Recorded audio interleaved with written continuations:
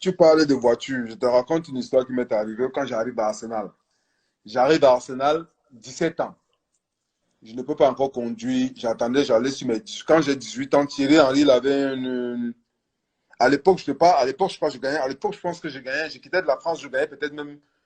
Je gagnais peut-être 4 000 euros. Donc, j'arrive en Angleterre, on me donne 15 000 euros. Imagine un jeune qui gagnait 4 000 euros, je ne sais pas combien, je ne sais pas combien il gagnait. Je me trouve à 15 000 euros. Donc, je deviens bête. Non, je te vois pas. Je vivais seul. Tu vois que quand tu viens dans un pays, tu es seul. Tu quittes de 4 000 euros à 15 000 euros, tu es seul. J'arrive au camp d'entraînement, Thierry Henry avait un Lincoln Navigator. Ouais. Et à l'époque, il y avait les roues qui tournaient. Ouais, les rims là. Les rims là. J'arrive. Je vois le King. Ça, on l'appelle le King. Je vois le King arrive. Il sort la voiture, le Lincoln. Tac, il vient, il gare. Je reste comme ça, je dis merde, voilà un petit 18 ans, le cœur. Tu dis que non. Je prends la voiture. J'arrive, ce qui est bien ici, c'est que quand tu as le contrat, même si c'est que tu as un contrat, on va te donner la voiture. Tu passes, tu prends ton contrat, leasing, non? Ouais. Le gars prend, je m'en vais faire un leasing, on me donne la voiture, je prends la voiture, je viens avec. Et moi, j'habitais du camp d'entraînement, peut-être 2 heures du camp d'entraînement. Tous les jours, je mettais peut-être tous les 2 jours, parce que ça consomme. C'est une voiture américaine. Je mettais le plein. Un matin, je me lève. Je vais ouvrir mon frigo. Le frigo est fini parce que tout l'argent a été dans l'essence. Parce que je voulais imiter. C'est que le grand frère faisait. Et un matin, il me voit. Tous les jours, je garde. Un matin, j'arrive au camp d'entraînement. Je m'en vais. Je dis au gars qui m'a vendu la voiture que pardon, donne-moi la Toyota. Ça n'est pas mon niveau, ça. C'est pas mon niveau, gars. C'est pas mon niveau. Donc, j'arrive au camp d'entraînement. Je dis en Toyota. Thierry me voit. Il me voit, j'entre, il me dit, mon petit, ta voiture est où? Je dis non,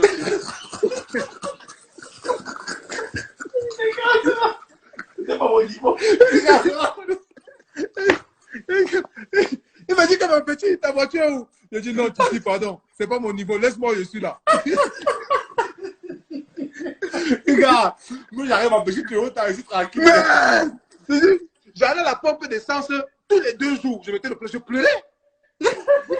Dès que je finissais mon argent dans l'essence, je dis que je reste comme ça, je dis que mais le grand là, c'est un monsieur. C'est un monsieur. Il me dit, mes petits, quand il était venu acheter ça, je n'ai rien dit. Parce que vous les petits, quand vous donnez les conseils, vous n'écoutez pas. Vous n'écoutez pas. Il fallait que toi-même tu fasses l'erreur d'abord. Voilà. Tu vois là, c'est pour ça que quand je pense aux petits, je pense aux petits, ils sont petits. Quand je vois les petits, je dis aux petits que petits. Quand je vous vois, je me fais rire. Parce qu'aujourd'hui, je vois les petits sont là. Champagne, ceci, les gars sont les... Attends, il y a un truc là, on appelle ça comment le truc le renard. Le renard, les renards. Non, ils vont payer, ce n'est pas mon niveau. Moi, ce n'est pas mon niveau. Moi, je te dis le renard. Voilà. Moi, je ne connais pas le renard. Ce n'est pas mon niveau.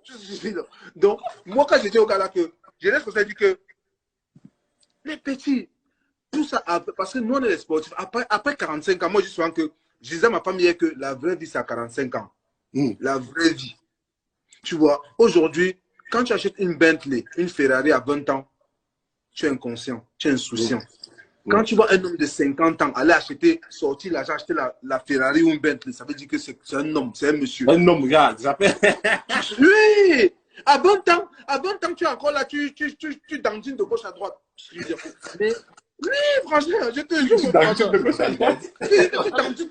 Mais à 50 ans, quand tu arrives, tu sors là-bas, tu sors l'argent à 50 ans, tu achètes une Ferrari, une Bentley, ça veut dire que tu as réussi dans la vie. Ouais. À 20 ans, tu roules à 20 ans avec une Ferrari, tu n'as pas réussi, tu es un pauvre. Ouais. Là, je te promets. Moi, je dis tout le temps que les sportifs, on est les hommes les plus pauvres de la vie. Pourquoi? Parce que on veut souvent vivre un moment de foi, même tu gagnes 10 000, tu dépenses 20 000. Ouais, c'est ça. C'est ça le problème, en fait. Non, parce que les gens ne connaissent pas, on va te voir. Non, je dis que j'ai vécu ça parce que j'ai vu les tirs. Moi, je te dis, je te raconte pas les histoires. J'ai fait 8 ans à Arsenal.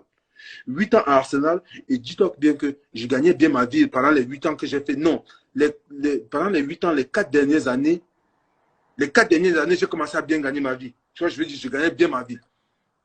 Les 4 dernières années, parce que les débuts, c'est pas toujours ça, tu vois. Mais les 4 dernières années, non, les 3 dernières années, ça allait déjà, tu vois. Mais pendant ces 3 dernières années, je te jure, Je n'avais pas faim, je mangeais bien, j'avais acheté une maison, j'ai pris un crédit pour une maison, tout ça. Je partais en vacances, mais je n'ai jamais économisé 100 000 pounds. 100 000 pounds. J'ai fait 8 ans à Arsenal. Quand je partais d'Arsenal, je n'avais pas 100 000 pounds dans mon compte pour quelqu'un qui gagnait assez d'argent. Ouais. C'est ce que je veux dire. Parce que je vivais une vie où j'avais pas faim. C'était facile. Tu quittais ici, je m'avais au shopping center, je m'achète les habits, je monte, je descends. Mais moi, je ne vois pas. Tu vois ce que je veux dire? Je fais les voyages, je voyage comme ça. C'est quand je suis arrivé à Barcelone que ma vie a changé. Je comprends ce que je dis. J'étais millionnaire. À ce moment, j'étais millionnaire sur le papier, mais je n'avais jamais vu le million dans mon compte. Non, je dis, j'avais jamais vu. Je dis que j'avais jamais vu le million sur mon compte. J'avais jamais vu 100 000 ou 2 000 dans mon compte. Tu vois ce que je veux dire? Quand je suis arrivé à Arsenal, quand j'ai quitté Arsenal, je suis arrivé à Barcelone. C'est parce que des fois, tu vois, les gens disent que non, pourquoi tu as quitté Arsenal? Pourquoi? Je te jure devant Dieu, si on va regarder en vérité, je n'aurais jamais voulu quitter Arsenal parce que j'étais bien. C'était le chez moi. Arsenal, même si des fois je ne m'entraînais pas, je savais que je vais jouer. Je vais jouer, ouais, ça c'est la maison. Voilà. Mais à un moment donné, le football, c'est mon travail. Tu comprends? Où tu restes, tu joues, tu gagnes encore en autorité, où tu vas assurer ton avenir. À un moment donné, tu restes comme ça. Je suis resté comme ça. J'ai dit, mais je regarde ma femme à la maison. J'ai dit, ma femme me joue là, elle me dit, est-ce que tu es sûr que tu vas jouer à Barcelone? Est-ce que tu vas aimer? Je dis, c'est pas grave. Et que dès qu'on m'a envoyé le fax, quand j'ai vu le casser 4 fois sur le papier,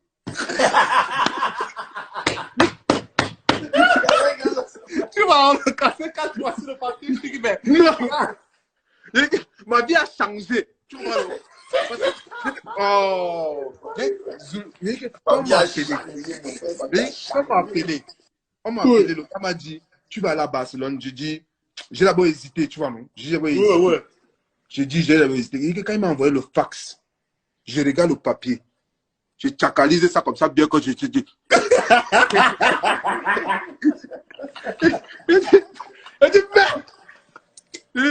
Il dit, casser combien? Il dit, casser 4 fois. Là-bas, ce n'était pas le parfumé, mais c'était le casser 4 fois. Ça a dépassé le bas parfumé.